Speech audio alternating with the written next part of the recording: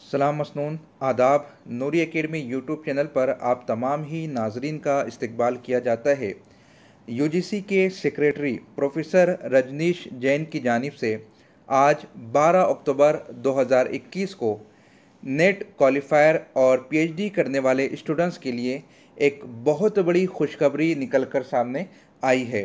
जैसा कि इससे पहले की वीडियो में हमने बताया था कि यूनिवर्सिटी में असिस्टेंट प्रोफेसरशिप की जॉब हासिल करने के लिए, असिस्टेंट प्रोफेसर बनने के लिए पीएचडी मैंडेटरी होने जा रही है।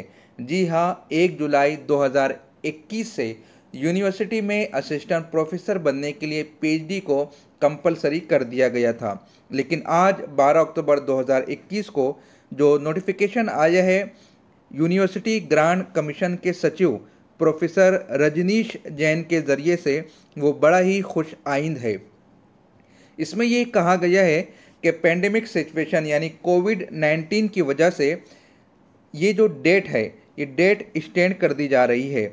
आप स्क्रीन पर देख सकते हैं कि पहले इस रूल का निफाज 1 जुलाई 2021 से होने वाला था, लेकिन अब ये रूल 1 जुलाई 2023 को लागू किया जाएगा। तो ये नेट क्वालिफायर और पीएचडी करने वाले स्टूडेंट्स के लिए बहुत बड़ा मौका है कि उन्हें 2 सालों का पीरियड मिल जा रहा है अपनी पीएचडी को कंप्लीट करने के लिए, मुकम्मल करने के लिए। मैंडेटरी किस सूरत में है, इसकी तफसीली वीडियो जानने के लिए आप नूरी एकेडमी यूट्यूब चैनल पर विज़िट कीजिए। हमने तफसील के साथ वहाँ पर बताया था कि जो लोग यूनिवर्सिटी में असिस्टेंट प्रोफेसर बनना चाहते हैं उन लोगों के लिए पीएचडी को मैंडेटरी कर दिया गया है।